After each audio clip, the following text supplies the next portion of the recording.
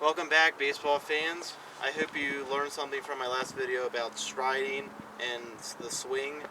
Today we're going to learn about bunting, which is one of the aspects that's not very common in baseball today, but it's particularly effective in certain situations, like with sacrificing with runners on base, or just legging out a base hit into like one of the gaps around the pitcher.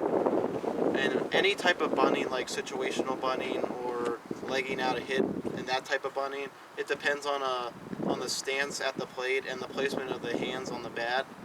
And batters should always try to bunt on pitches that are within the strike zone, because if you try to stab at pitches outside the strike zone, it will often not result in contact that is needed kind of in certain situations when like runners are trying to go or they're stealing to get an advantage on the bunt. And for a bunting stance, the batter should always turn the feet and your hands towards the pitcher and your body, so you're like facing the pitcher when you're ready to bunt the ball. And the bat should be positioned kind of like at eye level, about right here, and that'll be important so you're able to adjust to the ball wherever it comes if it's in the strike zone.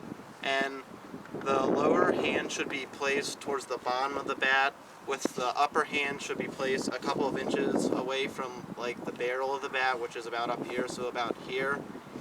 And the top hand should hold the bat with the palm in the back and the top, so when the pitch comes in, it won't be crushing your fingers, because your fingers will be down, hopefully down here, and the ball hits somewhere around here. And the bat should always be extended through the strike zone, because it'll have a higher chance at making contact with the ball.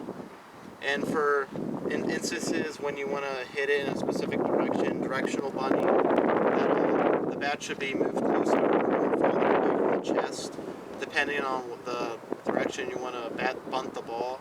So to bunt the ball to the left, you always want to have the bat head farther away from the chest and try to angle it towards this way, so the ball, when it comes in, it'll hit this angle and hopefully trickle down the third base line.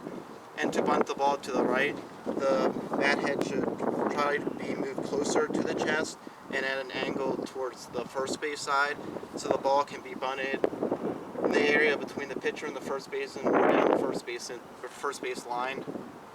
And overall, adjusting the position of the bat can lead the ball into areas that many hitters don't hit the ball into often, like the holes next to the pitcher on the first and third base side. And bunting is important to move runners, or just trying to leg it out for a base hit when you have speed at the plate and you have runners on base. So that's all about my batting series. I hope you learned a lot about trying to hit the ball and bunting in certain situations. I hope you join me next time when we move on to fielding and catching fly balls, catching grounders, and playing the first base position.